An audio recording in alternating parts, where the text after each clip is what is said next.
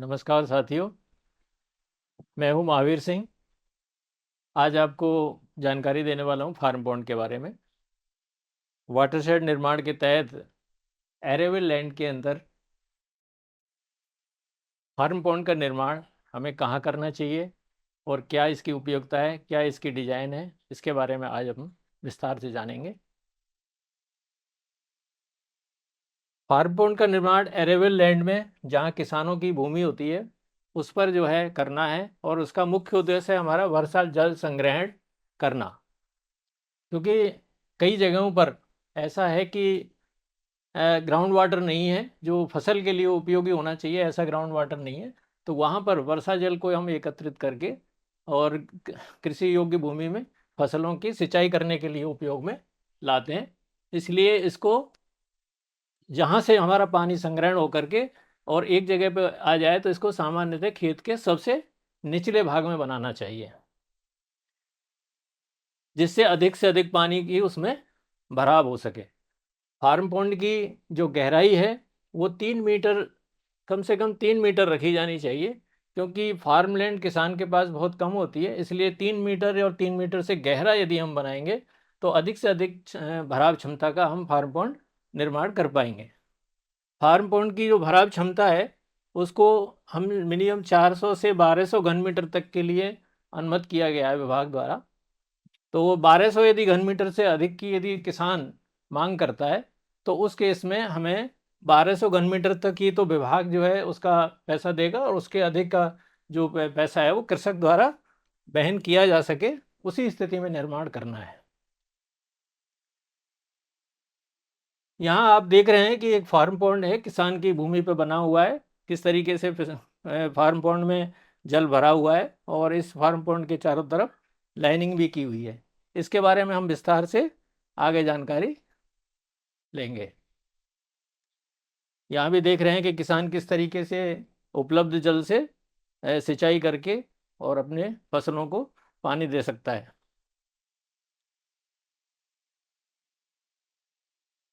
अब आते हैं हम फार्म पॉन्ड की साइट सिलेक्शन के बारे में। अब साइट सिलेक्शन में जैसा बताया मैंने कि जहाँ पर हमारे पानी जहाँ से अधिक एकत्रित हो सके उस जगह पर निर्माण किया जाना चाहिए।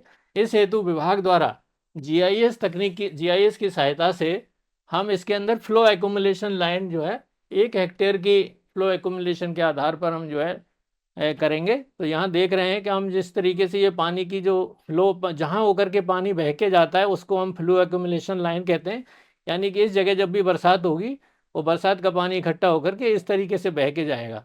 तो जहाँ ऐसे मान लो अब इस किसान के खेत पर हमें फार्म पॉन्ड का निर्माण करना है तो इसका जो कॉर्नर है वो सबसे उपयुक्त स्थान है फार्म पॉन्ड निर्माण करने के लिए, क्योंकि ये विभिन्न किसानों के खेत पर जो है निर्माण किया जा सकता है। तो इसलिए हम जगह जगह कैचमेंट के आधार को देखते हुए हम इसका साइट सिलेक्शन करेंगे। जैसा मैंने बताया कि फ्लो एक्युमुलेशन लाइन क्या होती है, वो एक जल के बहने की दिशा को दर्शाती हुई एक ड्रेन के रूप में यहाँ पर हमको नज़र आ रही है। लेकिन फील्ड में वहाँ पर कोई ड्रेनेज लाइन नहीं होती है, लेकिन पानी यहाँ से एकत्रित होकर के बहता है। यानी कि इस खेत का और इन सभी का एक लोएस्ट लेवल है जहाँ होकर के पानी बह के निकल रहा है। अब खसरा मैप पर, चूंकि किसानों के खेत पर बनाना है तो खसरा मैप है, उसके ऊपर हम यदि फ्लो एक्युमुलेशन लाइंस को सुपर इम्पोज कर दें तो सुपर इम्पोजिशन के बाद हम डायरेक्टली देख सकते हैं कि कहाँ पर हमारा फार्म पॉन्ड की साइड निकल के आती है। फार्म पॉन्ड का जो साइट का जो सिलेक्शन है सबसे बेहतर वहाँ होता है जहाँ पर फ्लो एक्युमुलेशन लाइन जो है और खेत की बाउंड्री को क्रॉस करके जहाँ से निकल रही हो, तो वो सबसे उपयुक्त स्थान माना जाता है। अब इसमें जो फार्म पॉन्ड की जो खुदी हुई मिट्टी है वो वैसे तो किसान के मांग के आधार पर जहाँ डाली जानी चाहिए, और यदि बिल्कुल मेड के पास में यदि आ रहा है तो वहाँ पे कुछ मिट्टी यहाँ डाली जा सकती है, क्योंकि इसमें बंड यदि कोई बनाया जाना है तो उसका निर्माण हमें किसान के आवश्यकता अनुसार ही निर्माण करना है। अब फार्म पॉन्ड में चूंकि पानी की आवक के आधार पर हमें ये देखना चाहिए कि फार्म पॉन्ड वहाँ पर बनाने योग्य हमारे पास में पानी की आवक है या नहीं। इसलिए हमें इसकी गणना करने के लिए फार्म पॉन्ड में आने वाले पानी की जीआईएस की सहायता से भी हम पानी की गणना कर सकते हैं। और उसमें हमें एक रन ऑफ कोफिशिएंट मैप जो कि एक थीमेटिक लेयर जीआईएस की सहायता से बना दी जाती है, और उसके अनुसार उसमें हमें कोफिशिएंट मिल जाता है, और जितनी भी रेनफॉल होती है उस कोफिशिएंट से गुणा करके हम उसका टोटल पानी की यील्ड जो है निकाल सकते हैं। इसी प्रकार चयनित किए गए फार्म पॉइंट की साइट का हमें उससे पहले कैचमेंट निकालना है कि उस कैचमेंट में उसका कितने कैचमेंट एरिया का पानी इसमें आ रहा है।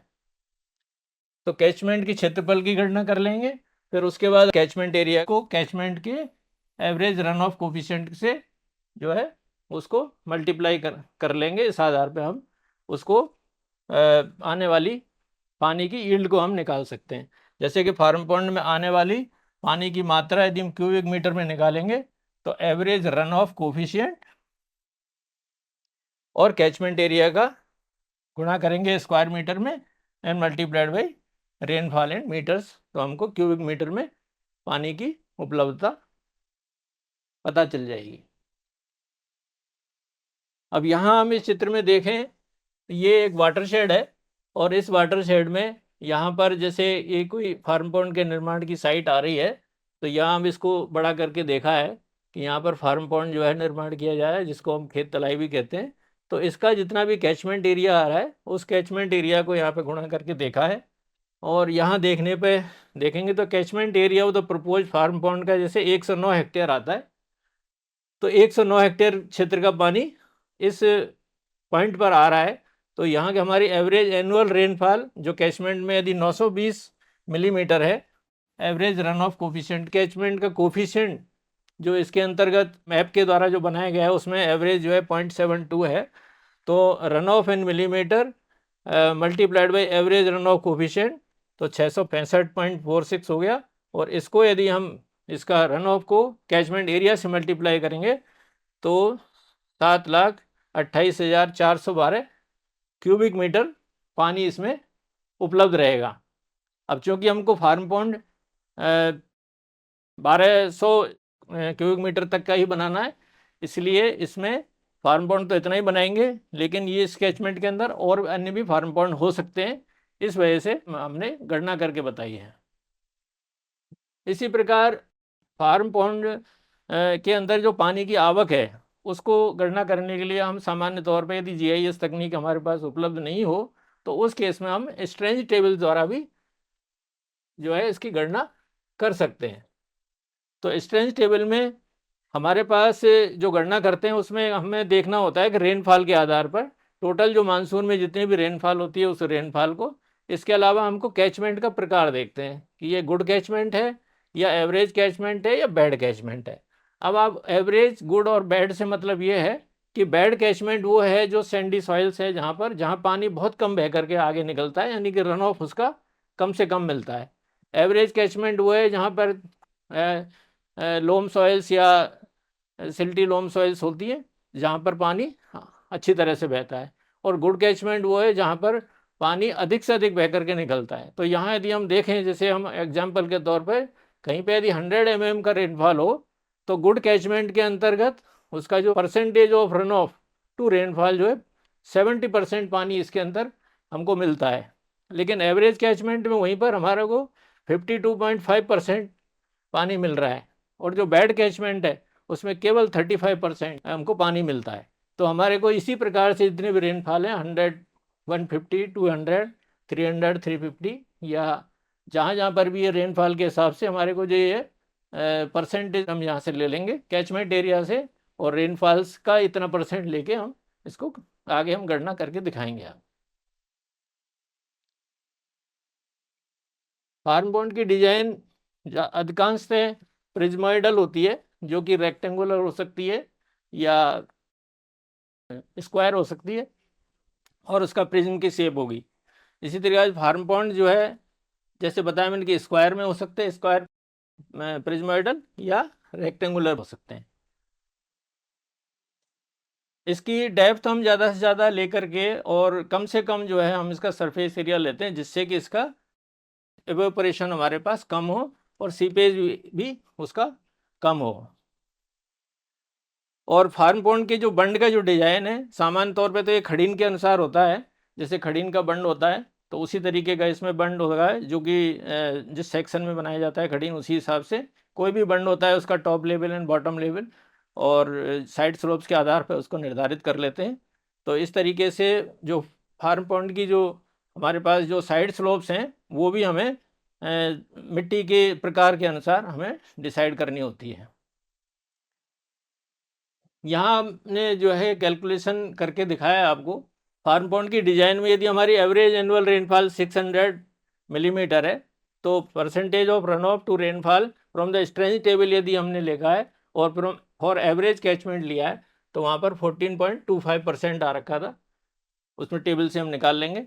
इसी तरीके से यदि हमारा कैचमेंट एरिया उसका 2 हेक्टेयर है और 2 हेक्टेयर को हम जो है percentage multiplied by average rainfall and area of catchment से हमको इसको मल्टीप्लाई करेंगे तो हमारे को 1710 क्यूबिक मीटर पानी की जो है आवक निकल के आती है। अब यदि इसमें हम एक कोई भी फार्म पॉन्ड की यदि हम साइज़ यदि हम डिसाइड करें तो हम इस तरीके से कर सकते हैं, इसके टॉप डायमेंशन 20 बाई 20 मीटर हो और बॉटम डायमेंशन यदि 1:1 का साइड स्लोप हो और डेप्थ यदि 4 मीटर रखी जाए तो उसमें बॉटम जो है 12 बाई 12 मीटर का रहेगा, जिसके अनुसार हमारी जो कैपेसिटी है फार्म पॉन्ड की वो 1045 क्यूबिक मीटर रहेगी। तो जितनी हमारे पास आवक है उसके अनुसार यदि हमारी कैपेसिटी हमको मिल रही है तो ऐसे केस में हमारा फार्म पॉन्ड के लिए एनफ जो है रन ऑफ हमें मिल रहा है तो यहाँ पर हमारा निर्माण किया जाना उचित रहेगा। ये एक फार्म पॉन्ड का प्लान जो है दिखाया गया है, जैसा बताया मैंने कि प्रिज्मोइडल शेप में होता है। तो ये एक स्क्वायर जो दिखाया है जिसमें 20 मीटर की जो है लेंथ और विड्थ रहेगी, 20 मीटर लेंथ एंड विड्थ और 1:1 साइड स्लोप के अनुसार 12 मीटर बाई 12 मीटर का बॉटम रहेगा और डेप्थ जो है 4 मीटर है। तो इस तरीके का हमारा निकल के आएगा। अब हमारी जो साइड स्लोप जहाँ हमने जो 1:1 दिखाई है वो हमारी क्ले सॉइल्स के लिए हो सकती है, यदि आपकी सैंडी लोम सॉइल्स या क्ले लोम सॉइल्स हैं तो उसके लिए आप डिफरेंट साइड स्लोप्स भी ले सकते हैं और उसी के अनुसार आपकी इसकी कैपेसिटी की गणना कर सकेंगे। अब कैपेसिटी की जो जो गणना की जानी है, इसका जो वॉल्यूम जो निकाला जाना है पानी का वो हम सिम्पसन फार्मूला के आधार पर निकालते हैं। इसके अंतर्गत हमको 3 जो है फार्म पॉन्ड के टॉप का एरिया, जैसे आपको बताया 20x20 यदि यहाँ पर है तो 20x20 मीटर यानी कि 400 स्क्वायर मीटर तो टॉप का एरिया हो गया। और यहाँ यदि हमारे पास 12x12 आ रहा है तो 12×12 144 स्क्वायर मीटर बॉटम का हो गया। इसी प्रकार इनके बीच का जो क्षेत्र आएगा जो लगभग 16x16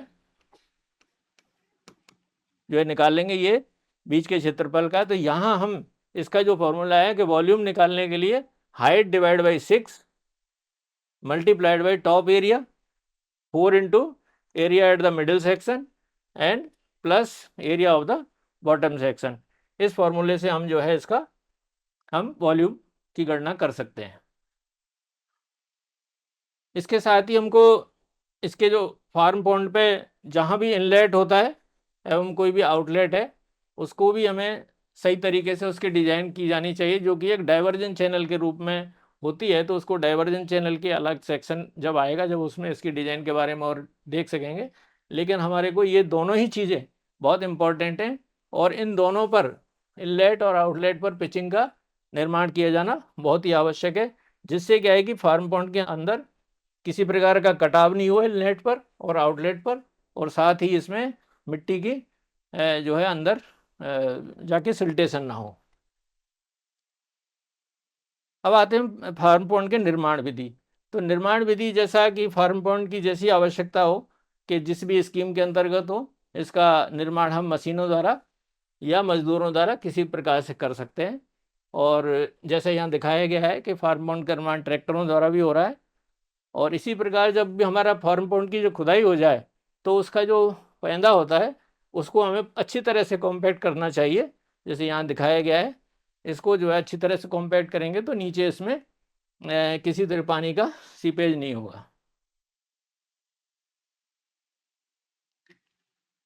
साथ ही निर्माण के समय हमें साइड स्लोप को अच्छी तरह से ड्रेसिंग करें, और जहाँ कहीं भी हमको आवश्यकता हो कि इसकी फार्म बॉन्ड की लाइनिंग की जानी है, तो वो लो डेंसिटी पॉलीएथिलीन या हाई डेंसिटी पॉलीएथिलीन शीट से और कि सावधानी पूर्वक किसी कुशल कारीगर के द्वारा करवाया जाना चाहिए। और फार्म पॉन्ड के चारों ओर 0.4 बाई 0.3 मीटर की आकार की एक ट्रेंच बना करके उसमें एलडीपी शीट को बाहर के चारों तरफ से ज़मीन में दबा करके 1:6 सीमेंट और सैंड के मसाले के साथ में पत्थर की यदि हम पाल पे रोक लगा दें तो उससे क्या है कि कभी भी सीट जो है डिस्टर्ब नहीं होगी।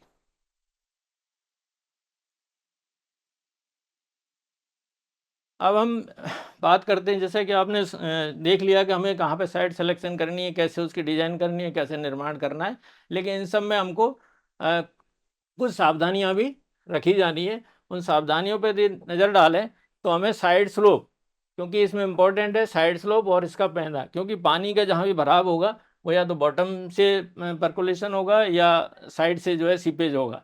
तो इस तरीके से इन दोनों को अच्छी तरह से कुटाई करनी है, जिससे उसमें कम से कम जो है इसमें लॉसेज हों। और लेकिन जहाँ पर जो है लाइनिंग की जानी है वहाँ भी, जिससे लाइनिंग कभी भी डिस्टर्ब नहीं हो। फार्म पॉन्ड के चारों तरफ फेंसिंग भी कर देनी चाहिए, जिससे क्या है कि किसी भी तरीके से जानवर आदि इसमें नहीं आए। फार्म पॉन्ड के आवक और निकास यानी कि इनलेट और आउटलेट को आवश्यक रूप से बनाया जाना है और तथा उस पर पिचिंग भी की जानी है। इसी प्रकार फार्म पॉन्ड के पास में हमको चेतावनी बोर्ड भी लगाना चाहिए, जिससे कि उसमें किसी भी तरीके का कोई जनहानि नहीं हो और उसमें कोई गिर ना पड़े। इस वजह से हमको बोर्ड भी लगा के रखना चाहिए। अब जैसा हमको ये भी डिसाइड करना चाहिए कि कहाँ पर हमको लाइनिंग करनी है, कहाँ हमें लाइनिंग नहीं करनी है। तो जहाँ पर हमको इम्परवियस सॉइल होती हैं, यानी कि इम्परवियस सॉइल्स जिसमें इन्फिल्ट्रेशन रेट कम होती है, या जैसे कि कहीं पे कोई हार्ड क्ले सॉइल्स है, हार्ड स्ट्रेटा है, जिप्सम लेयर है, जहाँ पर हमारा पानी के लॉसेज कम होंगे, तो उस क्षेत्र में हमको लाइनिंग की आवश्यकता नहीं होती है। लेकिन जिन क्षेत्रों में इन्फिल्ट्रेशन रेट अधिक है, यानी कि जहाँ पर जो सॉइल है वो सैंडी सॉइल है या सैंडी लोम सॉइल है या सिल्टी लोम सॉइल्स है, उन क्षेत्रों में हमें 500 माइक्रोन की एलडीपी या एचडीपी शीट की लाइनिंग करनी चाहिए। जैसा कि इस पिक्चर में दिखा रखा है, यहाँ पर ये लाइनिंग की हुई है, ये देख रहे हैं आप। मरुस्थलीय क्षेत्रों में कुछ इस प्रकार से लाइनिंग की गई है, क्योंकि जो सैंडी सॉइल में साइड स्लोप्स भी ज़्यादा होते हैं और उन साइड स्लोप्स को हमें स्टेप्स के माध्यम से दिखाया गया है, जिससे कि फार्म पॉन्ड में नीचे सफाई करने या किसी भी काम के लिए नीचे उतरने के लिए इस तरीके से सीढ़ी नुमा तरीके से बनाया गया है। और यहाँ पे ये सीट लगाने के साथ साथ ब्रिक्स का भी इस्तेमाल किया है, जो कि ये भी एक अच्छा पैटर्न बनाया है। फार्म पॉन्ड के बारे में work execution manual for MJ से और स्टेट स्पेसिफिक टेक्निकल मैनुअल है, इससे आप और अधिक जानकारी ले सकते हैं। धन्यवाद।